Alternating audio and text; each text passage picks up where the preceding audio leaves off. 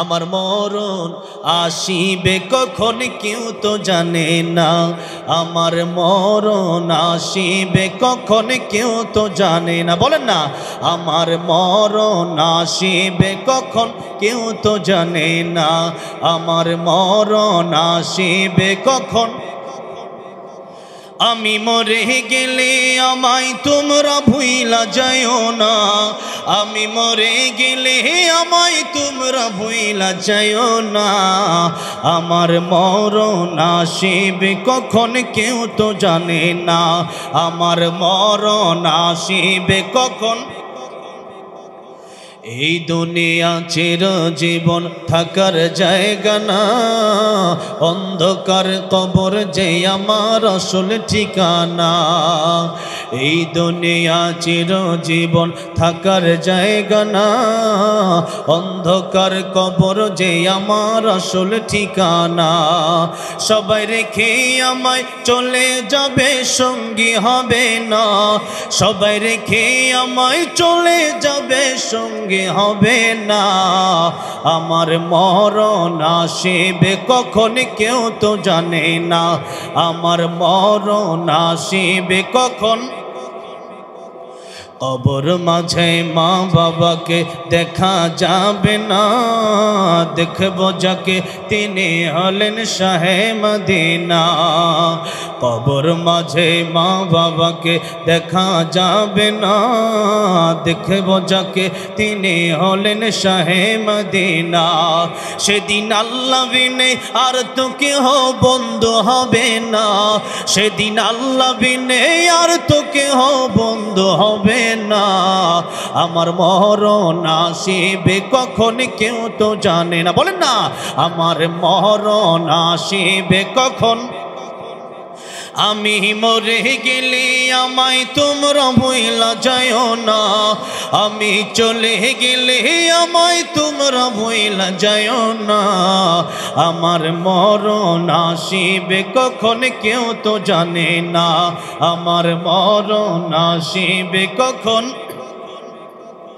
এখন আপনাদেরকে ওয়াজ করলে, আলোচনা করলে, নামাজের দাওয়াত দিলে, দ্বীনের কথা বললে, মসজিদমুখী হতে বললে, দাওয়াত ও তাবলীগের কথা বললে, আপনারা অনেক সময় বলেন এই শুক্রবার নয় আগামী শুক্রবার থেকে, আজকে নয় কালকে থেকে ভালো হয়ে যাব, বিয়ে করার পরে ভালো হয়ে যাব, রমজানের পর ভালো হয়ে যাব। কিন্তু মুসলমান, আপনাদেরকে জিজ্ঞাসা করতে চাই, এমন জীবনের গ্যারান্টি কি কেউ দিতে পারবেন যে আগামী শুক্রবার পর্যন্ত আমরা বেঁচে থাকবো?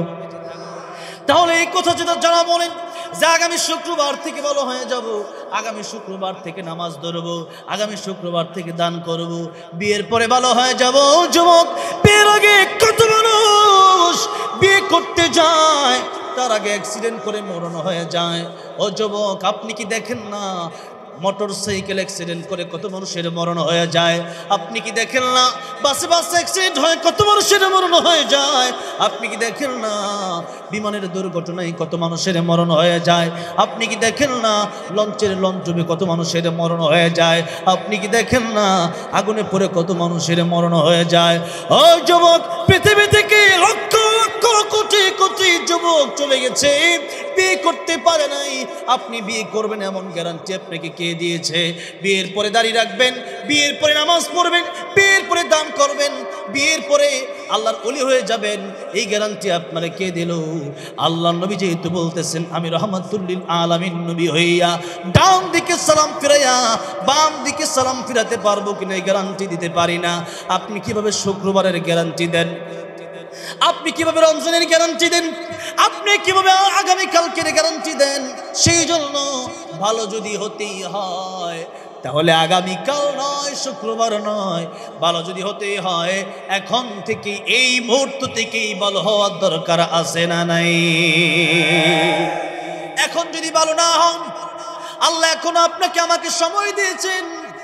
আল্লাহ বলেন ইল্লা মান তাবা ওয়া আমানা ওয়া আমিলা সালিহা। আল্লাহ বলেন কেউ যদি তওবা করে, কেউ যদি নেক আমল করে, আল্লাহ বলেন ফাউলাইকা ইউবাদদিলুল্লাহু সাইয়্যাতিহিম হাসানাত। আমি আল্লাহ রাব্বুল আমিন তার আগের গুনাহগুলোকে আমি আল্লাহ নেকি বানায় দিব। জোরে করে আল্লাহু আকবার। আল্লাহর দয়া মায়া কত বেশি। আল্লাহর নবী যে একটা হাদিস শরীফ কয়েকবার বর্ণনা করেছেন, কিফিল নামক এক ব্যক্তি জীবনে এমন কোনো গুনাহ নাই যে গুনাহ কিফিল করে নাই। সেই কিফিল বড় সুদখোর ছিল। সুদ যারা খায় তারা মায়ের সাথে 1 টাকা সুদ যারা খায় 36 বার তারা জিনা করে, এমন গুনাহ তাদের বিরুদ্ধে লেখা হয়। এই জন্য সুদ যারা খায় এদের অসংখ্য গুনাহ, এর ভিতরে সর্বনিম্ন হচ্ছে মায়ের সাথে জিনা করা, আর সর্বোচ্চ হচ্ছে ফাযানু বিহারবিম মিনাল্লাহি ওয়া রাসূলিহি, আল্লাহ এবং তার রাসূলের সাথে যেন সে ব্যক্তি যুদ্ধের ময়দানে নেমে যায়। জোরে কোন নাউযুবিল্লাহ। এখন আমাদের সমাজে তো সুদ নাই নাকি আছে? আমার ভাইরা, আমার বাবাজিরা, ছোট্টখাট্ট বিষয়ে আমরা সুদ নেই ব্যাংক থেকে, কিন্তু এই সুদ যারা খায়, যারা লেখে, যারা দেয়, সকলেই সমান গুনাহগার হন। এই জন্য সুদ খাবো না এমন চিন্তা আজকে থেকে করা যাবে তো ইনশাআল্লাহ? যতদিন বাঁচবো ততদিন পর্যন্ত আলো ভর্তা খেয়ে বাঁচবো, ততদিন পর্যন্ত ভিক্ষা করে খাবো, কিন্তু সুদ খাবো না, এমন নিয়ত আপনাদের সবার আছে তো ইনশাআল্লাহ? আল্লাহ কবুল করেন, জোরে বলেন আমিন। আমার ভাইরা, আমার বাবাজিরা, কিফিল বড় সুদ করছিল। এই সুদ খেতে খেতে এক নারী এসে বিপদে পড়ার পর তাকে বলল, আমাকে কিছু টাকা পয়সা দাও। সে বলল, সুদ দিতে হবে। নারী বলল, যদি আমি 5,000 নেই, এটা দিতেই কষ্ট হয়ে যাবে, আর 5,000-এ 10,000 কিভাবে দিবে, এটা তো আরো কষ্ট হয়ে যাবে। কিফিল ডেকে বললেন, মহিলা, টাকা বেশি দেওয়ার দরকার নেই, একটা অফার নাও আমার কাছ থেকে। আমার সাথে একটা সময় তুমি আসো, জিনা করো, জিনা করার কারণে তোমার কাছ থেকে আমি সুদটা নেব না। মহিলা নিরুপায় হয়ে সময় মতো কিফিলের কাছে চলে আসলেন। কিফিল যেই মাত্র জিনা করতে আগ্রহী হয়ে তার সামনে যাবে, নারীকে ছুতে যাবে, এমন সময় নারী থরথর করে আল্লাহর ভয়ে কাঁপতেছে। আল্লাহু আকবার বলেন। কিফিল ডেকে বলছেন, মহিলা রে, তুমি কেন কাঁদতেছ? জিনা করবা, কান্নার কারণ কি? সত্য আমি মাফি করে দিলাম। মহিলা ডেকে বলছেন, কিফিল রে, জীবনে কোনোদিন আমি জিনা করি নাই, আজকে তোর কাছে আমি আসলাম, টাকার কারণে বিপদে পড়ে আজকে তোর সাথে আমার জিনা করতে হবে। ওরে কিফিল, আমি দুনিয়াতে হয়তো বেঁচে যেতে পারি, কিন্তু কিয়ামতের কঠিন ময়দানে আল্লাহ রাব্বুল আমিনের কাঠগড়ায় কি জবাব দেব? আল্লাহর ভয়ে আমি থরথর করে কাঁপতেছি। কিফিল যেই মাত্র শুনলো জীবনে জিনা করে নাই, একদিন মাত্র জিনা করবে, করে না এখনো করবে, তার আগেই চোখ বেয়ে পানি পড়ে আর থরথর করে মহিলাটা কাঁপে। কিফিল চিন্তা করলো, আমার জীবনে তো আমি কম জিনা করি নাই, আমার জীবনে তো আমি জিনা করতে করতে জীবন কাটালাম, সুদে ঘুষে জীবনটা কাটালাম। এই মহিলা যদি জিনা না করে জিনা করতে হবে এর ভয়ে এইভাবে কাঁদে, তাহলে আমার কি হবে? আমার কবরে কি হবে? আমার তো মরতে হবে, আমার মৃত্যুর সময় কি হবে? আমার কিয়ামতের ময়দানে আল্লাহর কাঠগড়ায় আমি কি জবাব দেব? কিফিলের চিন্তা ভাবনা পাল্টে গেল। কিফিল সাথে সাথে মহিলাকে ডেকে বলল, ও মহিলা, আর টাকা পয়সা লাগবে না, যে টাকা দিয়েছিলাম ওইটাও তোমার হাদিয়া দিয়ে দিলাম, আমি এই মুহূর্তে তওবা করলাম, আর জীবনে কোনোদিন আমি জিনা করব না। যেই মাত্র তওবা করছে, আল্লাহর নবী, বিশ্ব নবী রাহমাতুল লিল আলামিন মানুষকে মন্দ কাজ থেকে ফিরে আসার জন্য, তওবা করার জন্য এই ঘটনা কয়েকবার বর্ণনা করেছেন। নবীজি নিজেই বর্ণনা করেছেন কয়েকবার।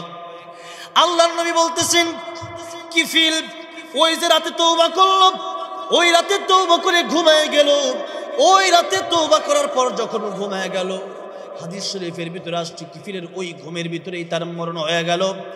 লোকেরা সকালবেলা কিফিলের মৃত্যুর খবর শুনে বড় খুশি হয়ে গেল, কারণ যারা সুদ নেয়, যাদের কাছ থেকে সুদ নেয়, ওই লোকটা যদি মারা যায় সুদখোর, যার কাছ থেকে লক্ষ লক্ষ টাকা সুদ নিয়েছিল, লোকটা কিন্তু আসলে খুশি হওয়ারই কথা। বিপদের সময় টাকা ছিল, টাকা ধার চেয়েছিলাম, ঋণ চেয়েছিলাম, ঋণ দেওয়া একটা ইবাদত, কর্জে হাসানা দেওয়া একটা ইবাদত, সেটা সে করে নাই, বরং আল্লাহর বিরুদ্ধে যুদ্ধে নেমেছে। এরকম মারাত্মক কাজগুলো যারা করে, এদের জন্য মানুষের ভালোবাসা থাকে না, এদের জন্য মানুষের বদদুয়া শুধু আসতে থাকে। অথচ আল্লাহর নবী একবার সাহাবায়ে কেরাম রাদিয়াল্লাহু আনহুম আজমাইনদের সাথে ছিলেন।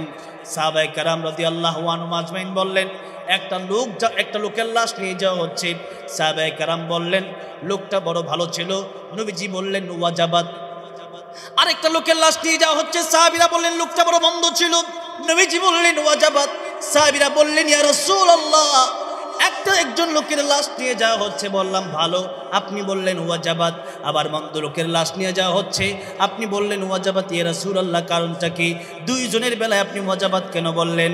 আল্লাহর নবী বললেন, ও সাহাবীরা, আসলেই তোমরা যাকে ভালো বলেছো, লোকটা আসলেই ভালো ছিল। আসলে লোকটাকে আল্লাহ রাব্বুল আমিন এই ভালো থাকার কারণে জান্নাত দিয়ে দিবেন। জোরে কোন সুবহানাল্লাহ। আর যে লোককে তোমরা মন্দ বলছো, সেই লোক আসলেই মন্দ। তোমরা মন্দ বলার কারণে সেই লোকটাকে আল্লাহ জাহান্নামে দিয়ে দেবে। এই জন্য 10 জন মুমিন বান্দা যদি একজন মুমিন বান্দার ব্যাপারে ভালো বলে যে লোকটা বড় ভালো ছিল, মৃত্যুর পরে 10 জন মুমিন বান্দা যদি তার জন্য কোনো ভালো মানুষের জন্য দোয়া করে, 10 জন মুমিনের সাক্ষী গ্রহণ করতে গিয়া আল্লাহ রাব্বুল আলামিন ওই ব্যক্তিকে মাফ করে দেয়। এই জন্য ভালো মানুষ যদি কেউ হয়, তার জানাজায় আরশ আজিম থেকে আল্লাহ রাব্বুল আমিন ঘোষণা দিয়ে ফেরেশতা পর্যন্ত পাঠায়া দেন। জোরে বলেন সুবহানাল্লাহ। নবীজি একদিন এক সাহাবীর জানাজায় নবীজি হাঁটতেছেন, পা উঁচা করে হাঁটতেছেন।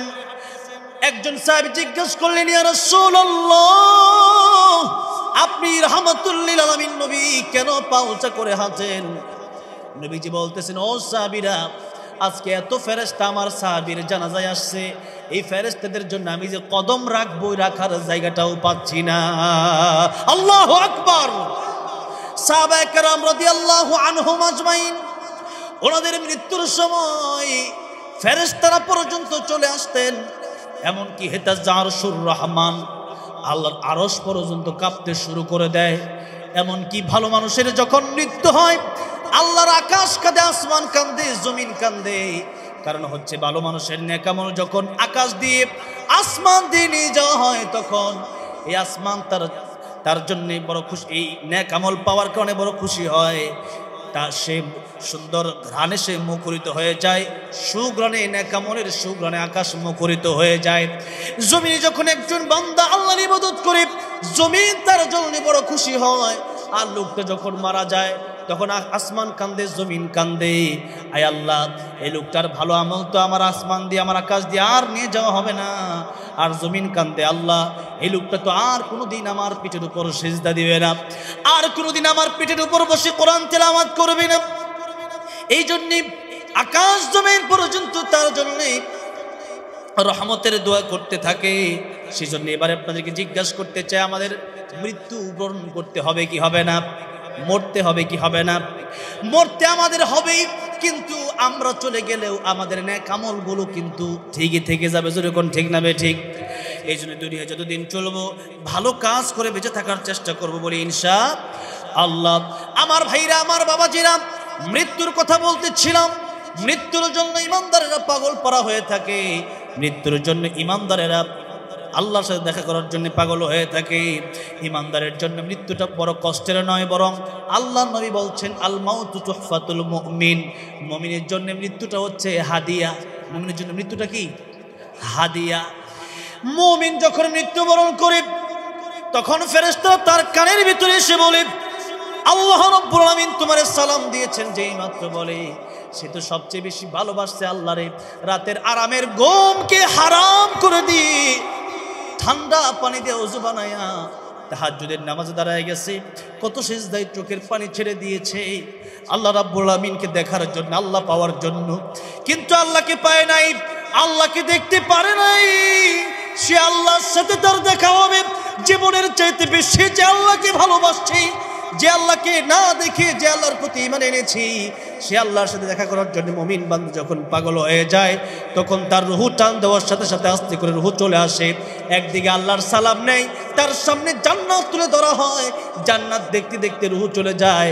মায়ের দুধ খেতে খেতে যেমন একটা বাচ্চা ঘুমিয়ে যায়, এমনিভাবে আস্তে আস্তে তার রুহু কবজ করা হয়। সুন্দরভাবে আল্লাহর তৈরি জান্নাতে সে পৌঁছে যায়। আর যে ব্যক্তি না বেনামাজি, যে ব্যক্তি কাফের, যে ব্যক্তি ফাসিক, যে ব্যক্তি তওবা করে মরতে পারল না, সে ব্যক্তির জান যখন আজরাইল মালাকুল মউত কবজ করতে আসে, সে ব্যক্তি ভালো করে জানে এই রূহ আমার, এই রূহ তো আমি তো জীবনে ভালো কোনো কাজ করি নাই, মরার পরের জন্য কোনো কাজ করি নাই, শুধু মরার আগের জন্য সব কাজ করেছি। এখন এই রূহ যদি যায়, আল কবরু রাউযাতুম মির রিয়াজিল জান্নাহ আও হুফরাতুম মিন হুফারিন নার। নবী বলেন কারো জন্য কবরটা জান্নাতের বাগান হয়ে যায়, আর কারো জন্য কবরটা জাহান্নামের গর্ত হয়ে যায়। সে ব্যক্তি তখনই বুঝতে পারে যেই মাত্র রূহ টান দেওয়া হয়, একটা জীবন্ত বকরির চামড়া তার গোশত থেকে ছিঁড়লে যেমন আসতে চায় না, এমনভাবে একটা মানুষের চামড়া গোশত থেকে টানলে যেভাবে আসতে চায় না, বড় কষ্ট হয়, তার চেয়ে বেশি কষ্ট তখন ওই ব্যক্তির হতে থাকে। আর সে ব্যক্তির রূহ যেতে চায় না, তখন মালাকুল মউত আজরাইল জোরে এমন জোরে টান দেয়, মনে হয় যেন শরীরের হাড়ের অংশগুলো ছোট ছোট যেন পড়ে যায়, মনে হয় শরীরের চামড়াগুলো কে যেন টেনে টেনে ছিঁড়ছে। কষ্ট যন্ত্রণা তখন থেকে শুরু হয়ে যায়। এই জন্য মৃত্যুর যন্ত্রণা, মৃত্যুর কষ্ট তাদের হবে না যারা আল্লাহর জন্য পাগল হয়ে থাকে। আর আল্লাহ রাব্বুল আলামিন বলেন, তোমাদের মৃত্যুর পরে যারা সত্যিকার ঈমানদার নেক আমলদারি, আল্লাহ বলেন তাদের সাথে আমি আল্লাহ রাব্বুল আলামিন নিজে সাক্ষাৎ করব, আমি আল্লাহ তাদের সাথে আমার দিদার নসিব করব। জোরে কোন সুবহানাল্লাহ। আব্দুল কাদের জিলানী রাহমাতুল্লাহ তিনি বলতেন, जन्नत दोज़ख से या रब क्या करो, आरज़ू है मैं तुझसे देखा करो। आय अल्लाह জান্নাত জাহান্নাম দিয়ে আমি কি করব, তোমার যদি পেয়ে যাই জাহান্নামে থাকলেও কোনো চিন্তা নাই। আল্লাহু আকবার। এই কথা আমি আর আপনি বললে হবে না, কারণ আমার আপনার জীবন খালি গুনাহ আর গুনাহ। আর আব্দুল কাদের জিলানী এমন আমল করছে যাতে করে তার সম্পর্ক আল্লাহর সাথে বড় গভীর হয়ে গেছে, যেই কারণে আব্দুল কাদের জিলানী অভিমান করে এই কথা তিনি বলতে পারেন।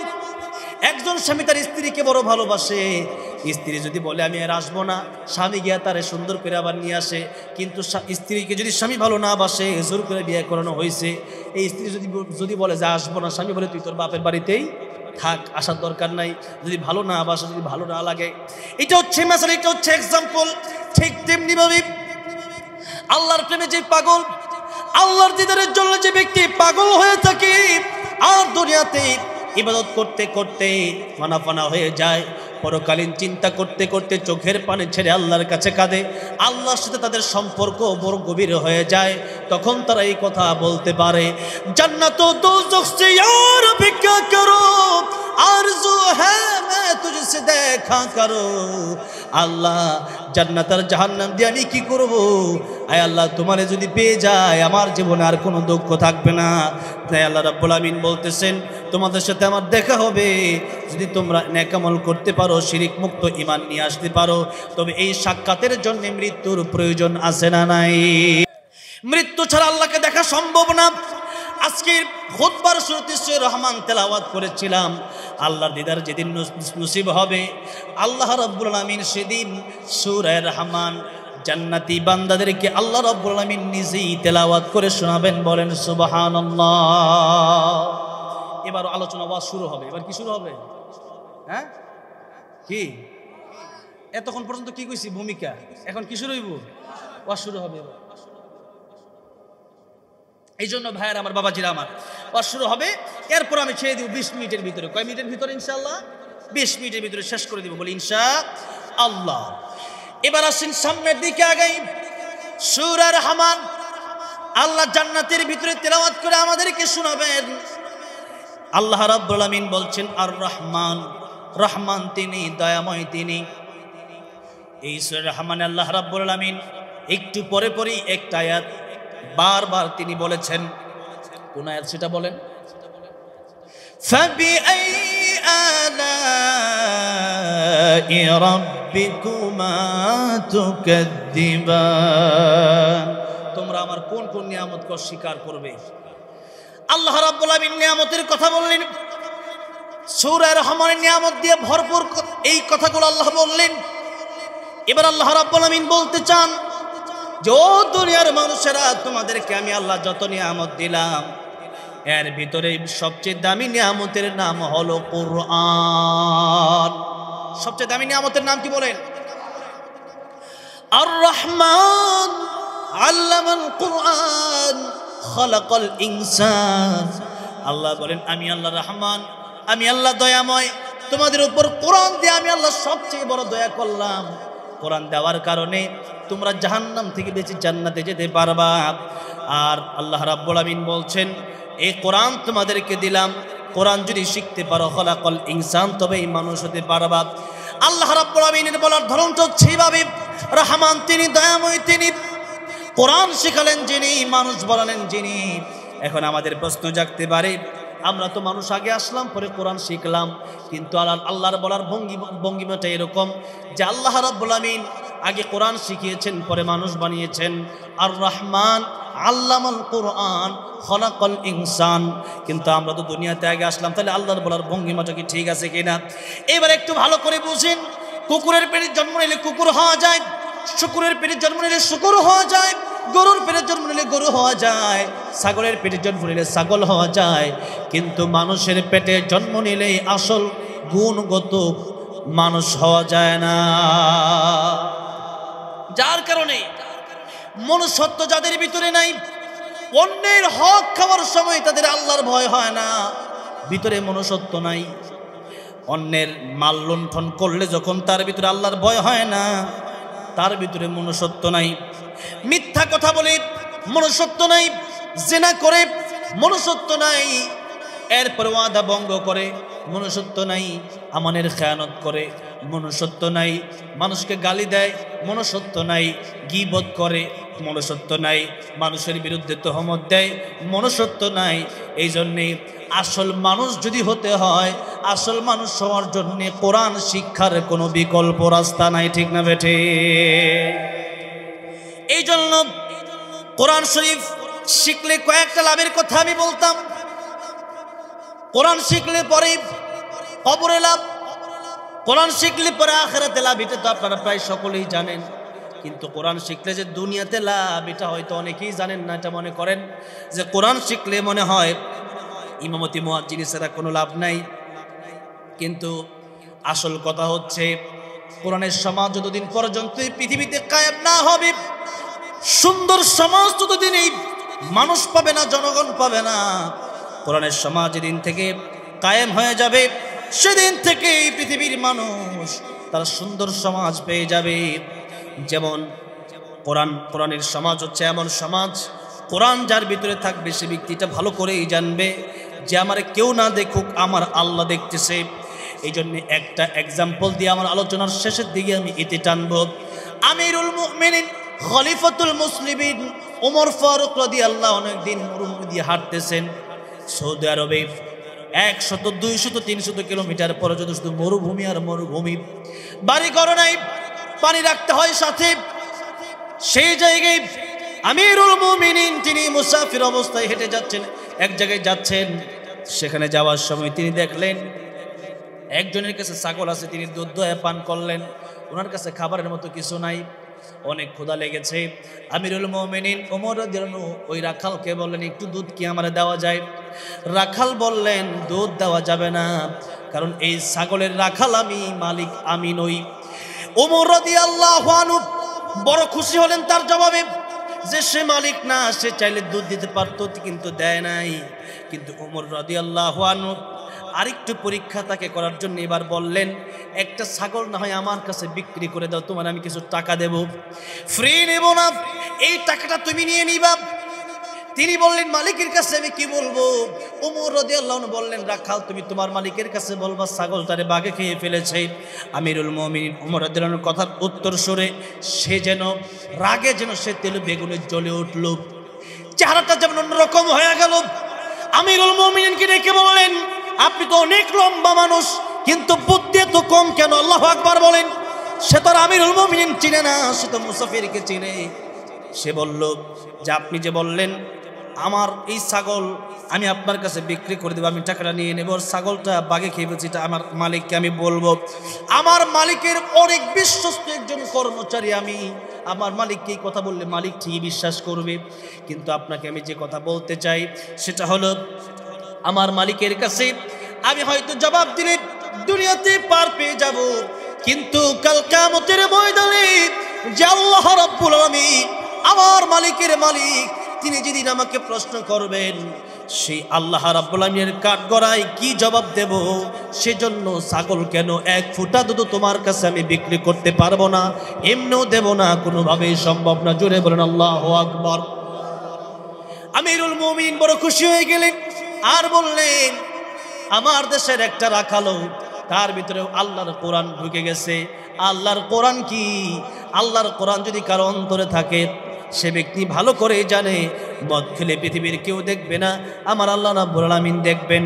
মিথ্যা বললে দুনিয়ার কোনো মানুষ বুঝবে না, আমার আল্লাহ রাব্বুল আলামিন বুঝবেন। হারাম খেলে কেউ দেখবে না, আমার আল্লাহ দেখবেন। মানুষের হক আত্মসাৎ করলে হয়তো দুনিয়াতে পার পেয়ে যাব, কিন্তু কিয়ামতের ময়দানে আল্লাহর কাঠ করে আমাকে জবাবদিহি করতে হবে। এই ভয় যদি সবার ভিতরে থাকতো, র‍্যাব, আর্মি, বিডিআর, বিজিবি দিয়া মানুষকে পাহারা দেওয়া দরকার ছিল না, বরং মানুষ আল্লাহর ভয়ে সমস্ত গুনাহ, চুরি, ডাকাতি, সুদ, ঘুষ, জিনা, ব্যভিচার, অন্যের মাল আত্মসাৎ করা থেকে এমনি কোরআনের শিক্ষার কারণে বিরত হয়ে যেত। তাহলে এক নাম্বার, কোরআন শিক্ষার কারণে দুনিয়াতে অনেক লাভ আছে। এর মধ্যে অন্যতম লাভ হচ্ছে একটা সুন্দর সমাজ। চুরি, ডাকাতি, সুদ, ঘুষ, জিনা, ব্যভিচার, মিথ্যা, গীবত, তহমত, অন্যের মাল আত্মসাৎ করা সব বন্ধ হবে একটা শিক্ষার মাধ্যমে। সেটা কিসের শিক্ষা বলেন?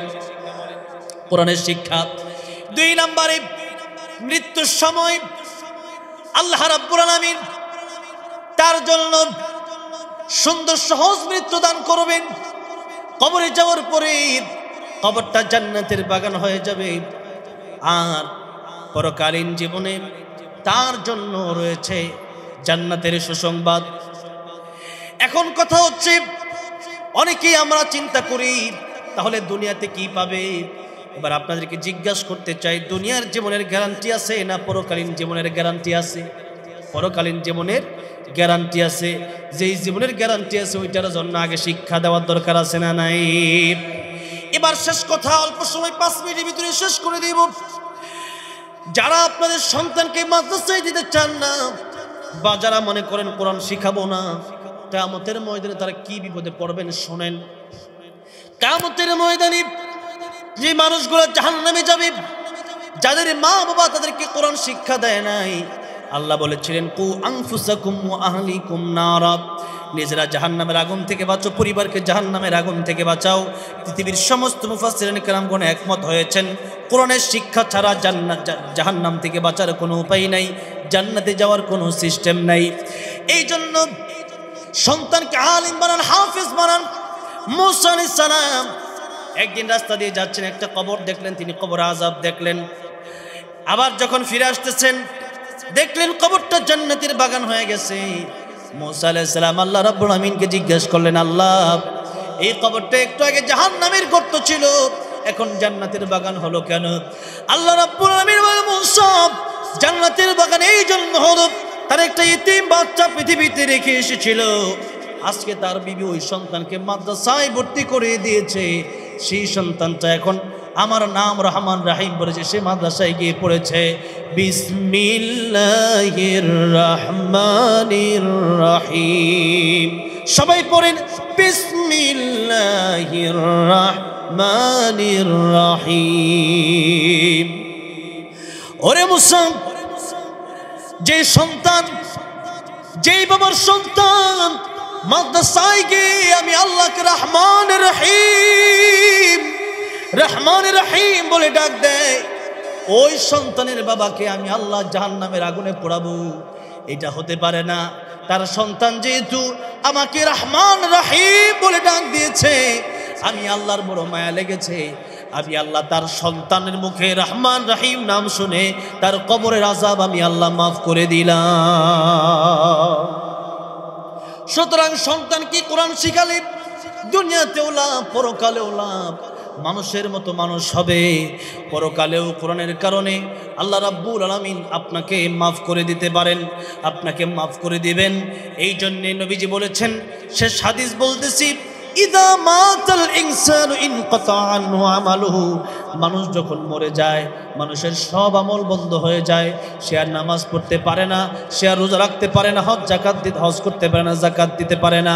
কিন্তু আল্লাহর নবী বলছেন তার 3টা কাজ এই দুনিয়াতে বেঁচে থাকে, তার 3টা কাজের সওয়াব আল্লাহ রাব্বুল আলামিন কবরে পৌঁছায় দিতে থাকেন। এই জন্য হাদিস শরীফের ভিতরে এই হাদিসটা বলার মধ্য দিয়ে আরেকটা হাদিস বলতেছি। নবীজি বলেছেন কুন আলিমান আও মুতাআল্লিমান আও মুস্তামিআন আও মুহিব্বান ওয়ালা তাকুন খামিসান ফাতাহলিক। নবী বলেছেন আলিম হও নয়তো আলেমের ছাত্র হও, তাও পারো নাই, আলেমের কথাগুলো মনোযোগ দিয়ে শোনো, তাও সব সময় পারো না, কমপক্ষে দিল থেকে আলেমকে মুহাব্বত করো। আলেমকে মুহাব্বত করার কারণে কিয়ামতের ময়দানে আল্লাহ রাব্বুল আলামিন অসংখ্য মানুষকে জান্নাতের মেহমান বানিয়ে দিবে। একটা ছোট্ট হাদিস বলি, কিয়ামতের ময়দানে আল্লাহর নবী বলেন 1 গ্লাস পানি একজন আলেমকে পান করিয়েছিল, যে ব্যক্তি পানি পান করিয়েছিল বিপদের সময় সে ব্যক্তির জন্য আল্লাহ জাহান্নাম অবারিত করে দিবেন। আর যে ব্যক্তি যাকে যে আলেমকে পানি পান করানো হয়েছিল সে যখন জান্নাতে যাবে আল্লাহ রাব্বুল আলামিন বলবেন তোমাকে দুনিয়াতে যেহেতু পানি পান করিয়েছিল 1 গ্লাস, তার বিনিময়ে ওই যে তোমার জন্য ওইটা মরুভূমির ঘটনা, মরুভূমিতে পানি পান করিয়েছিল বিপদের সময়, তোমার জন্য তার একটু মায়া লাগছে, 1 গ্লাস পানি পান করিয়েছে, তোমার জন্য যদি সে বান্দা হয়ে তার এত মায়া দয়া হয়, আর আজকের কঠিন কিয়ামতের ময়দানে তোমাকে ওই যে দুনিয়াতে পানি পান করিয়েছিল, তোমার সাথে যে ব্যক্তি পানি পান করিয়েছিল যাওয়ার কথা ছিল জাহান্নামে, এরপরও তোমার সাথে আমি আল্লাহ দয়া মায়া করে তাকে জান্নাতের মেহমান বানিয়ে দিলাম। এই জন্য কিয়ামতের ময়দানে ছোট্ট ছোট্ট উপকার মাদ্রাসা মসজিদে আলেমদেরকে যদি করেন এটার বদলা আল্লাহ আপনাকে দিয়ে দিবেন। সেই জন্য হাদিস শরীফে যেটা বলতেছিলাম মানুষের সব আমল বন্ধ হয়ে যায়, নবীজি বলছেন 3টা আমল মানুষের বাকি থাকে। 1 নম্বর আমলের নাম হলো সদকায়ে জারিয়া। যদি বলেন 1 নম্বর আমলের নাম কি? সদকায়ে জারিয়া।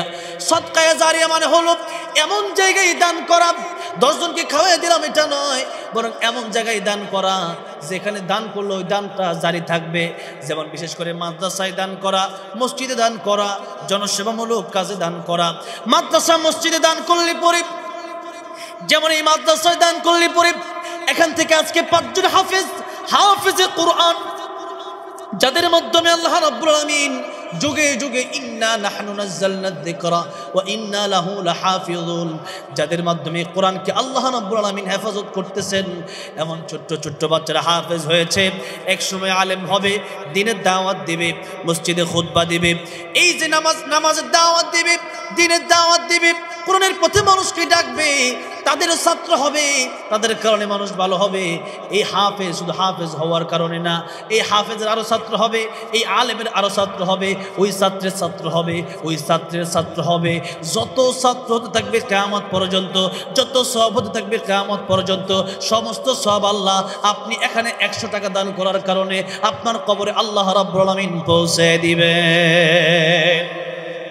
তাহলে বলেন 100 টাকা, 200, 500, 1000, 2000 টাকা। অনেক সময় দেখা গেছে আমাদের এমনি চুরি হয়ে যায়, আবার অনেক সময় দেখা গেছে বন্ধু বান্ধবদের আড্ডায় চা পান খেতে খেতে শেষ হয়ে যায়। কিন্তু এই মাদ্রাসায় যদি 1000 টাকা দান করে যেতে পারেন, দুনিয়াতেই আল্লাহ 10 গুণ তো দিবেনি, আর কিয়ামতের ময়দানেও আল্লাহ রাব্বুল আলামিন আপনি তাকে দেখবেন পাহাড় পরিমাণ শুধু সওয়াব আর সওয়াব, সওয়াব আর সওয়াব, নেকি আর নেকি। কেন নেকি? দিয়েছিলেন 1000 টাকা, কিন্তু 1000 টাকার চাউল খেয়ে, 1000 টাকার ডাউল খেয়ে, 1000 টাকার মশলা কিনে এই বোর্ডিং করে খাবার পাক করা হয়েছে, এই খাবার খেয়ে মাদ্রাসার ছাত্ররা হাফেজ আলেম হয়েছে, এই টাকায় মাদ্রাসার ইট হয়েছে, এই টাকায় মাদ্রাসার সিমেন্ট হয়েছে, এই টাকায় মাদ্রাসার একটু বালু হয়েছে, এই টাকায় মাদ্রাসা তৈরি হয়েছে। সেই জন্য কিয়ামতের ময়দানে এই মাদ্রাসা যতদিন থাকবে, এই হাফেজ কোরআন, এই হাফেজের ছাত্র যতদিন থাকবে, আপনি কবরে যাবেন, আপনার কবরে সদকায়ে জারিয়ার সওয়াবগুলো পৌঁছতে থাকবে।